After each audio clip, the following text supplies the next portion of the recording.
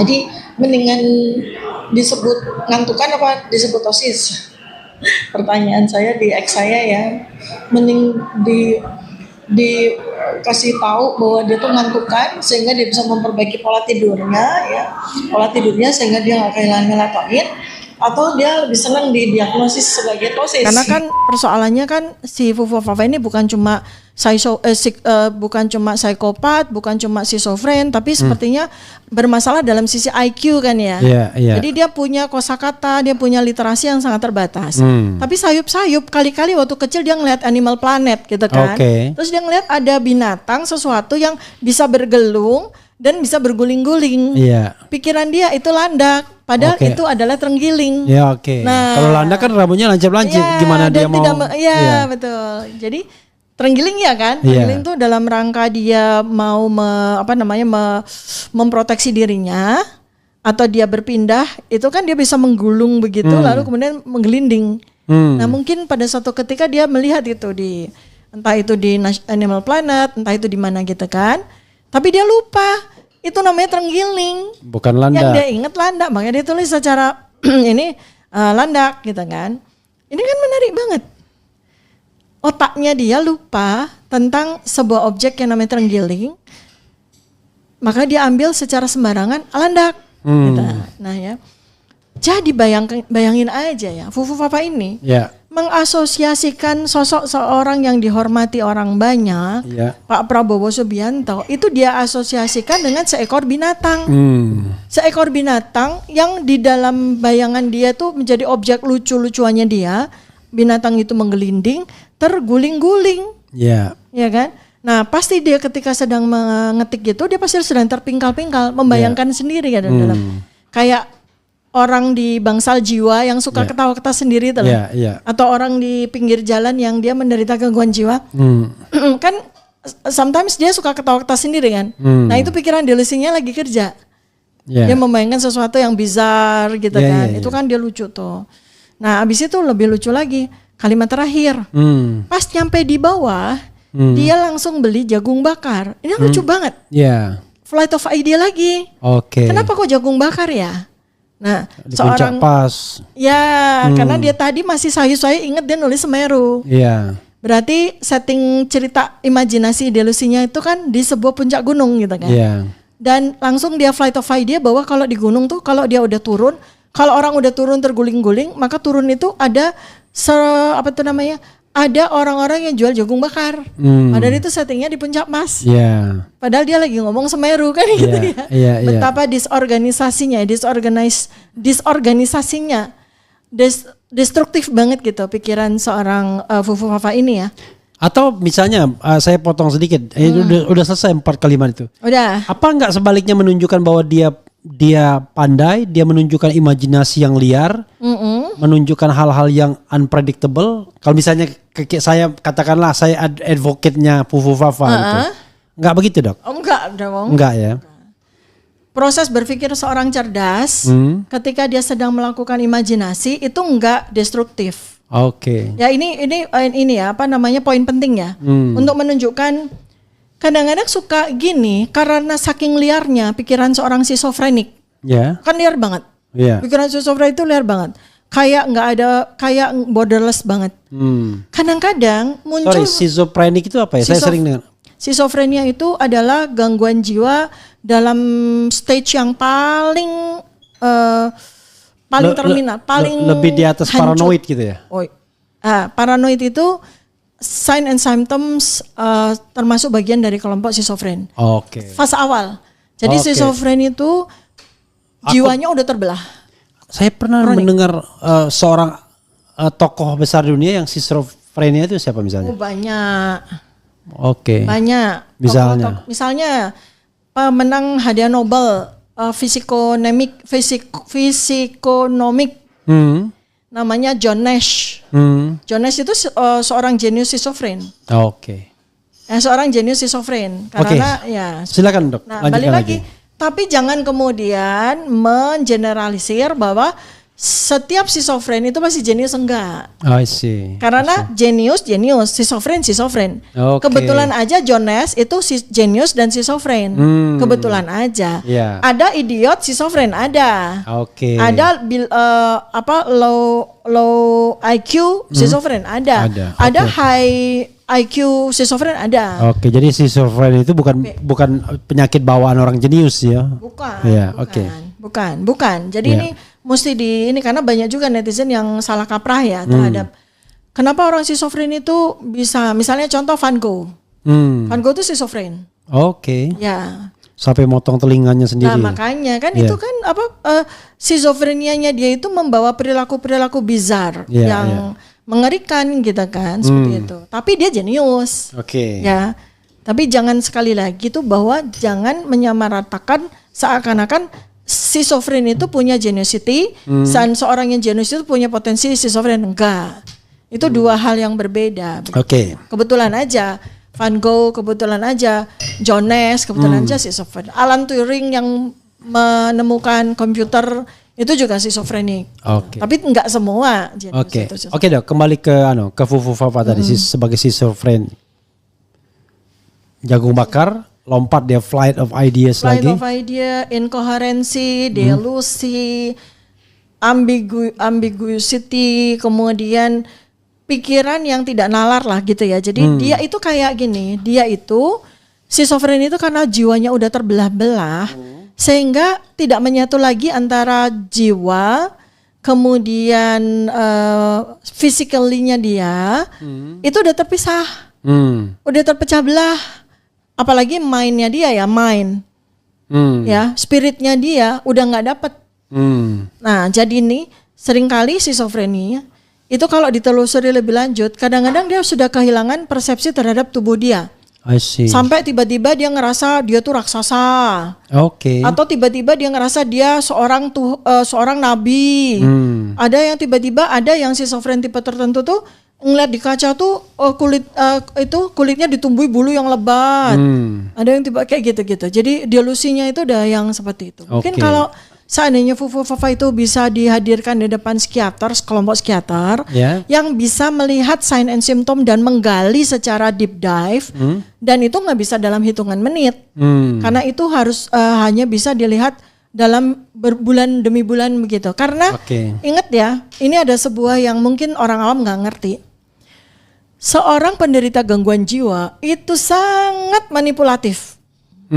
Manipulatif banget. Manipulasinya tuh gimana? Orang bakal terkecoh di tahap awal. Dia akan menampilkan sosok yang lembut, sosok yang baik. Itu orang penderita gangguan jiwa tuh pinter banget manipulasi. Tapi nanti dia nggak akan tahan bersikap manipulasi yang tidak sesuai sama defeknya dia. Iya. Dia akan balik gitu. Jadi itu yang kadang-kadang sangat berbahaya ya. Ya itu kan memang kayak orang gila kadang-kadang suka mempersuade orang Ya. gitu-gitu. Tapi kemudian tiba-tiba Ya. dia mau memukul atau menyakiti ya. Ya. Jadi kalau kita sebut nggak banyak ya, tapi beberapa dalam sejarah tuh beberapa kepala negara lah ya, mungkin tsar, mungkin kaisar, mungkin raja atau siapapun tuh banyak yang schizofren, bukan banyak ya, beberapa schizofren. Dan mereka pribadi yang manipulatif. Oke. Mereka pribadi yang manipulatif, pandai sekali mengecoh orang di tahap awal ya. Tenang Pak Prabowo, saya sudah ada di sini. Oke. Contoh, ini bukan relate ya, tapi menunjukkan kalau perilaku manipulatif untuk menyembunyikan atau mengcover kekejian yang sesungguhnya ada pada dirinya. Itu dia cover dengan perilaku-perilaku yang sangat manis, cium tangan dan sebagainya kepada siapapun. Dan Oke. Nah, itu Dok, kayak misalnya gini Dok ya. Kalau soal Syahrini tadi kan mungkin kita kesampingkan itu obsesi seksual dia ya. Ya, itu adiksi berarti. Iya, jadi kita tidak bahas ya. Jadi kalau misalnya setelah 5 tahun dan 10 tahun, kan dia melakukan penghinaan itu 2014, 2019 ya. Sampai 2018 ya. Sampai 2018 ya kan? Ini ada 2018 nih. Nah, 2019 juga mungkin kalau konteksnya Pilpres juga kan. Itu mungkin nggak watak itu adalah watak yang baru muncul karena kontestasi politik atau watak bawaan, ya, dan kemudian bisa nggak itu bisa berubah setelah dia katakanlah sekarang harus berkolaborasi dengan orang yang membuat dia obsesif compulsiveness tadi. Silakan dong.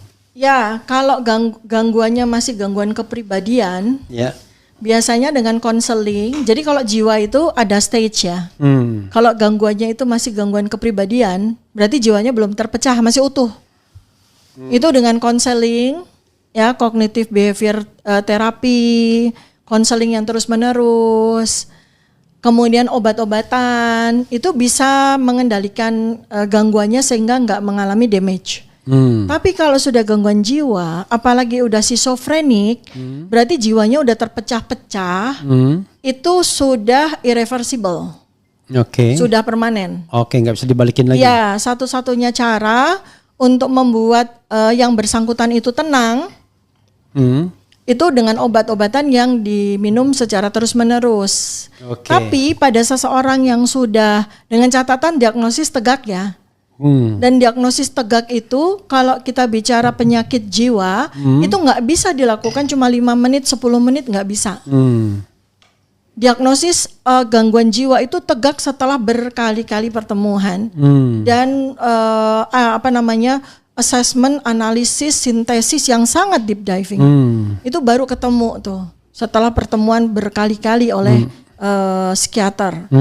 Jadi ini juga saya sekaligus menjawab ya, seandainya orang itu adalah dia gitu, kenapa kok lolos pemeriksaan kesehatan gitu ya? Karena nggak cukup waktu pada waktu dilakukan pemeriksaan itu untuk sampai kepada taraf. Atau ada kesengajaan nggak ya? Saya kok nggak lihat gitu ya. Karena kan ada isu pada waktu itu kan ID tidak dilibatkan dalam pemeriksaan kesehatan apa-apa. Kalau ID sih sebenarnya nggak jadi meter ya.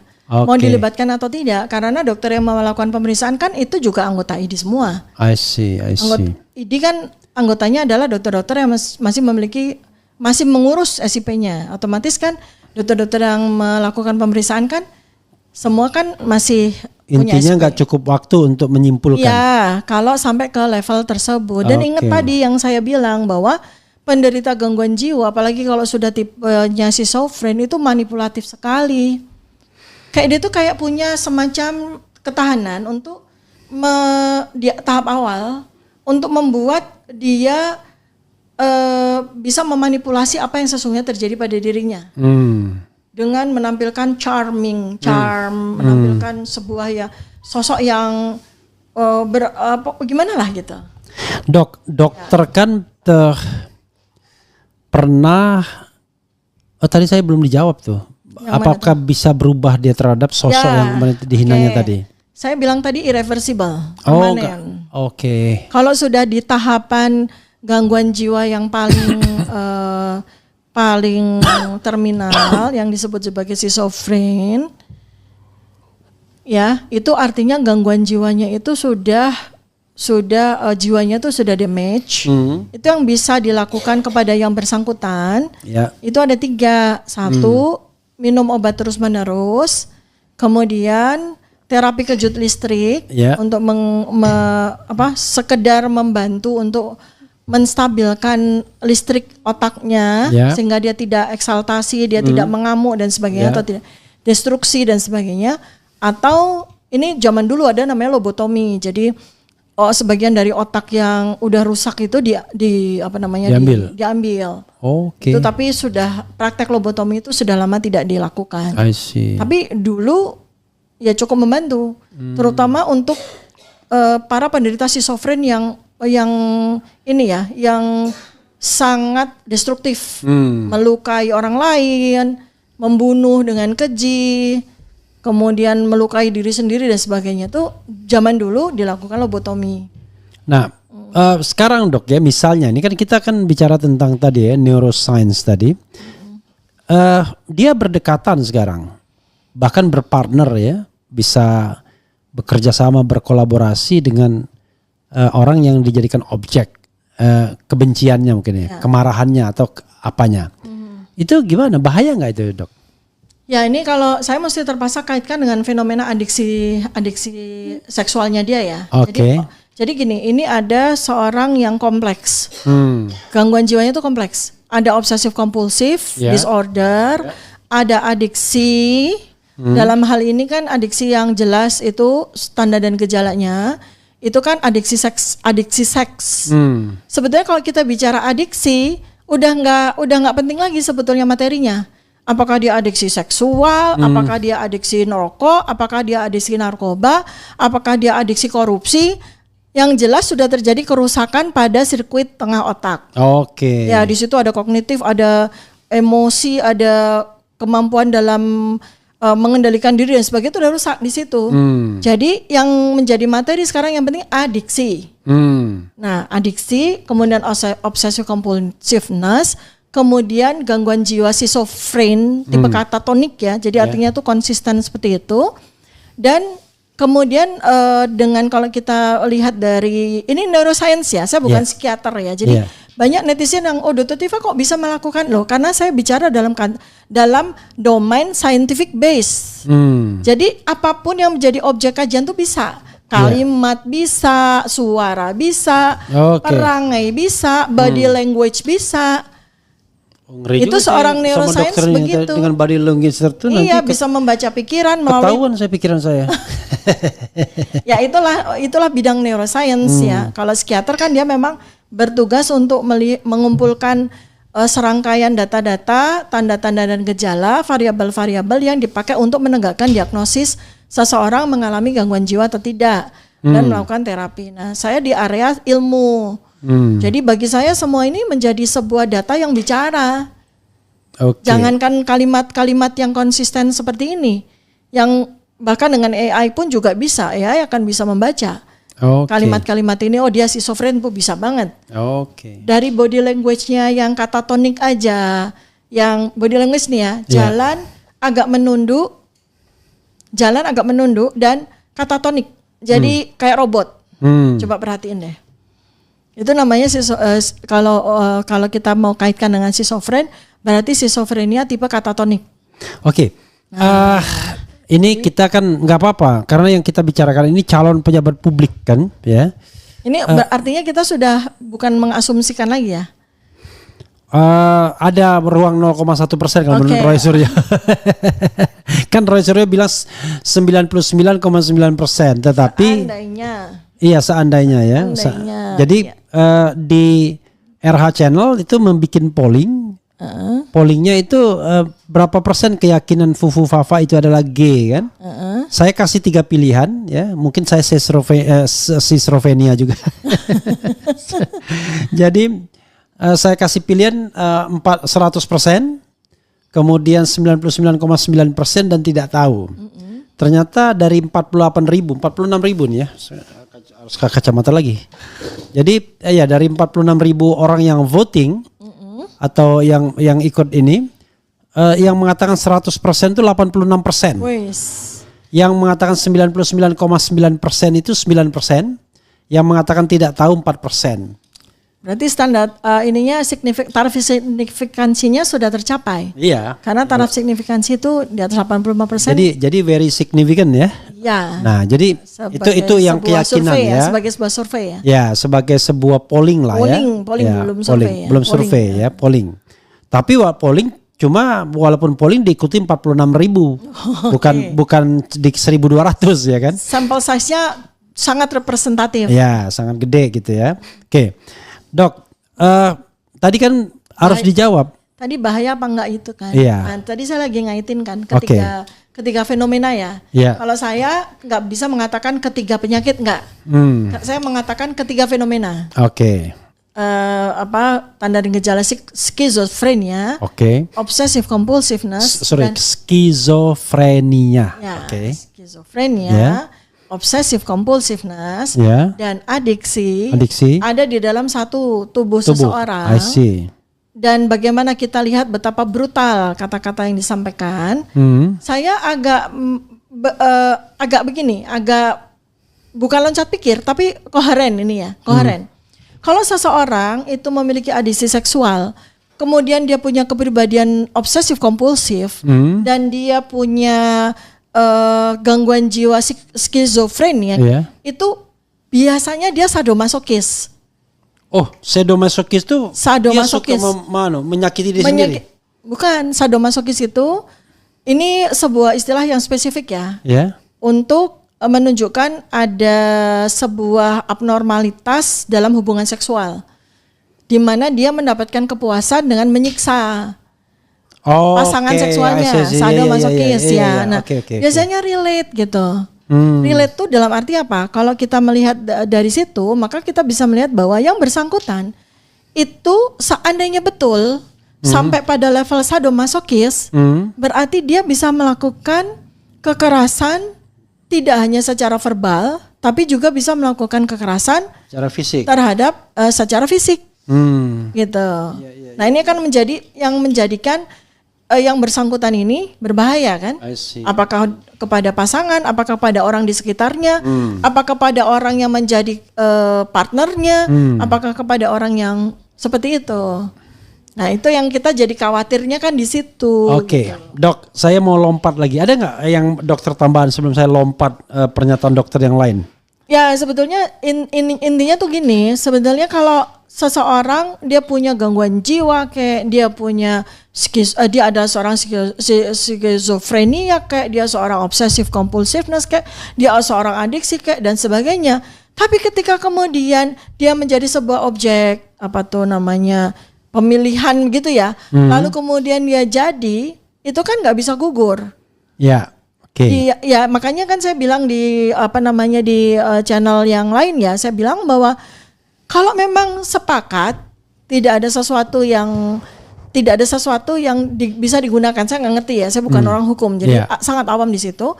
Kalau ada sesuatu perangkat atau alat apapun, tools apapun.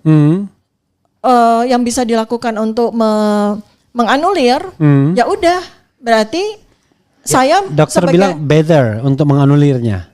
Ya misalnya begitu ya. Kalau ada perangkat ya karena potensi untuk melakukan kekerasan terhadap orang lain itu kan tinggi sekali di sini kan.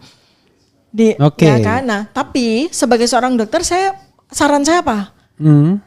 Terapi. Orang ini, saran saya di situ, bukan anulir orang ini karena ranah itu ada di ranah hukum, soal menganulir dan sebagainya. Tapi sebagai seorang dokter yang belajar neuroscience, saya bilang terapi orang ini. Kalau memang semua orang menghendaki dia menjadi pejabat sesuai sama. Pertanyaannya adalah, kalau kita melakukan terapi, berapa lama menterapinya dan kemudian during terapi itu kan dia memimpin orang, memimpin kantor, mungkin juga dia mengambil keputusan, itu gimana? Kalau tegak diagnosis schizofren ya terapinya seumur hidup sih. Karena sambil kemudian dia bekerja. Yang nggak tahu itu, ada nggak tuh undang-undang yang bisa yang bisa mengakomodir seorang penderita gangguan jiwa berat yang sedang melakukan terapi rawat jalan itu bisa menjalankan. Saya sih sebenarnya mudah menjawabnya dok dari sisi hukum tata negara, tapi saya cuma mengatakan satu hal saja, bahwa baik sebelum maupun setelah dilantik tetap bisa dimundurkan. Kalau sebelum melakukan perbuatan tercela, karena termasuk bohong kan. Artinya dia kan hari ini kan bohong kan, karena dia tidak mengakui, padahal kalau memang 99,9% bahkan 100% menurut Sobat RH, maka sesungguhnya kan dia sudah melakukan kebohongan dan itu sebenarnya perbuatan tercela. Atau ketika dia misalnya sudah dilantik, ya dia bisa dikatakan tidak lagi mampu secara rohani. Kan ada syarat mampu secara jasmani dan rohani. Jasmani dan rohani. Iya. Rohaninya. Rohani kan kejiwaan. Ya, gini. Makanya nih kalau kita mau pakai undang-undang yang membahas tentang yang menggunakan perbuatan tercela, maka jangan sampai yang bersangkutan itu terdiagnosis schizofren. Kalau didiagnosis psikopat aja. Karena seorang schizofren itu nggak bisa dianggap melakukan perbuatan tercela. Schizofren loh. Tetapi dia secara kejiwaan udah tidak mampu lagi berarti. Nah, ya artinya tetap gini, aja. Ya. Artinya di situ kan ada syarat mampu secara jasmani, rohani. Ya, itu di Tetap, apa namanya aspek hukum yang berbeda ya. Ya. Makanya pasal yang sama tetapi huruf yang berbeda. Huruf yang berbeda. Iya. Ya, Oke, jadi gini, balik lagi, jangan sampai dia didiagnosis schizofren. Oke. Ya, tapi sebenarnya memang kalau sudah wilayah itu wilayah politik kebanyakannya. Ya, sudah artinya wilayah kalau- politik. Jadi ya. kalau orang seperti dokter barangkali diminta untuk konfirmasi kan. Ya, Sebagai misalnya seperti itu. expert witness ya kan. Gitu. Oke, Dok. Satu lagi Dok yang menarik Dok ya. Ini saya harus mengatakan ini juga soal dua hal. Sorot mata Sorot mata. dan gesture. Oke. Saya nggak enak bilangnya, tapi kita kan gini, kita bicara tentang pejabat publik ya, bukan perorangannya. Dokter lihat nggak, ada sorot mata yang agak berbeda atau seringai yang berbeda. Kalau menyeringai kan agak Ya, berbeda, ya. dengan gesture yang agak beda juga gitu. Termasuk juga kalau ngomong dengan intonasi ya, yang kadang-kadang kok agak nggak umum gitu kan. Ya itu. Silakan Dok, melihat ini Dok, gejala ini, fenomena ini. Ya, ini saya lihat fenomena ya. Iya. Saya bukan dalam konteks menegakkan diagnosis ya. Iya ya, fenomena. Perangkat saya gunakan fenomena. Jadi sorot matanya Iya. itu menunjukkan kalau seandainya kita apa namanya objek ini tegak diagnosis schizofren, berarti dia schizofrenia tipe paranoid. Karena sorot matanya itu menunjukkan dia itu paranoid. Paranoid itu Paranoid itu mencurigai. Mencurigai orang. Mencurigai dan agitatif ya. Oke. Ya, paranoid itu pertama dia memandang dengan curiga atau dia memandang dengan agitatif. Ini tampak di situ sebagai sebuah fenomena ya. Nah, tapi kalau kita mau lakukan Misalnya kajian, itu tercermin nggak dalam debat capres misalnya? tercermin. Tercermin, Coba aja oke. kalau misalnya kita apa tuh slow apa tuh namanya? Kita videonya itu Slow kita motion. slow motion ya. Iya. Itu kelihatan banget. Oke. Kita bisa potong-potong tuh pada Oke. saat mana sorot matanya kelihatan paranoid, Ya. agitatif ya. Itu schizofrenia tipe paranoid itu begitu tuh. Oke. Kita bisa buat perbandingan pasien-pasien schizofrenia yang dirawat di rumah sakit jiwa. I see. Akan ada kesamaan tuh. Oke. Cara memandang dengan penuh apa namanya agitatif gitu ya, seperti itu. Kemudian kalau kita lihat dari sisi fisik ya, mata ya. Ya. Nah, mata itu kan tampak abnormal. Saya nggak bicara strabismusnya. Iya. Karena soal strabismus itu soal anatomi, Iya. gitu kan. Variasi biologi aja. Apa itu? Strabismus itu bahasa awamnya juling. Sorry. Ya, Oke. itu enggak, itu variasi biologi aja. Iya, Kita iya. nggak ada di area itu. Cuma dari pupil matanya nih, pupil matanya ini ada kesamaan ya. Saya bilang kesamaan, saya tidak menuduh, tapi kesamaan. Jadi kita pakai komparasi ya. Iya. Itu dengan pupil mata, bentuk mata dari para penderita adiksi narkoba. Adiksi orang penderita. Ini confirm ini. Kita komparatif. Komparatif Pakainya ya. studi komparatif. Oke. Jadi kita anggap aja gini. Ini muka dipotong, Ya. diedit, dipotong matanya aja. Iya. Sehingga kita tidak tahu ini mata siapa. Iya. Lalu kita compare dengan Ya. potongan-potongan mata dari penderita narkoba. Adiksi narkoba, adiksi ya. Adiksi ya. Ketergantungan sudah. Iya, sama. Jadi kalau misalnya kita bicara begitu, ini sudah adiksi juga berarti? Ya kalau kita lihat dari satu itu kan mesti diretrospektifkan. Iya. Jadi evidence-nya harus diretrospektif. Apakah memang begitu? Makanya saya juga sudah sampaikan kalau memang kita pengen tahu, uji yang terbaik adalah uji DNA menggunakan rambut. Oke. Karena rambut itu bisa menahan. mengandung residu chemical substance dari narkoba ya. Dari psikotropika itu 6 bulan. 6 bulan. 6 bulan. Untuk Jadi mengetahui apa 6 bulan terakhir pakai atau enggak. ya gitu misalnya seperti itu. Lebih jauh dari itu ya nggak bisa gitu. Nggak 6 bisa bulan, tapi- kecuali record, ada medical record dia ya. atau ya memang ada bukti-bukti yang menunjukkan misalnya dia memang melakukan itu atau dia ini tertangkap CCTV dan sebagainya. Iya. Itu yang bisa kita jadikan sebagai data-data untuk mendukung apakah seseorang yang memiliki mata seperti ini, sorot mata seperti ini adalah dia possible untuk kita nyatakan sebagai suspek adiksi narkoba gitu. Dok, tadi kan dokter bicara mengenai beberapa adiksi ya. Suspek narkoba, tadi seksual gitu. Ini sebenarnya ada nggak benang merahnya itu ya? Apakah ini bawaan lahir atau benang merah karena sebuah perilaku, misalnya let's say karena narkoba misalnya gitu? Ya, kalau adiksi biasanya karena environment ya, karena internal environment atau external environment. Artinya seseorang itu berada di dalam sebuah keluarga, nurture ya, pengasuhan dari orang-orang yang adiksi misalnya gitu. Adiksi apapun ya. Ya. Mulai narkoba sampai korupsi misalnya gitu. Maka dia secara nurture dia akan DNA-nya, informasi genetiknya itu akan melihat, memproses apa yang dia lihat itu sebagai sesuatu yang sah-sah saja dilakukan. I see. Artinya kan itu menjadi sebuah gene environment interaction. Gene artinya informasi genetik bersama dengan environment itu terjadi interaction yang membuat informasi genetika itu berubah seiring waktu. I see. Ketika pajanan itu terus-menerus terjadi. Yang tadinya mungkin bagi orang nggak benar, tapi karena disajikan terus jadi benar. Dan dia bisa terinfluence dan seterusnya gitu. Makanya kan dalam bahasa awam saya bilang gangguan jiwa itu nular. Itu karena konteksnya begitu. Sebuah ilmu nih ya, confirm, stabil ilmunya nih, kuat. Ya legitimasinya namanya gene environment interaction. Interaksi antara genetika dengan lingkungan. Dok, ini ada pertanyaan sedikit ya. Menurut saya penting juga nih. Bang Refli, kalau perilaku G, kita sebut aja G, yang usianya sudah 37 tapi suka bermainan-mainan anak-anak. Kan waktu pindah itu kan mainan anak-anak semua.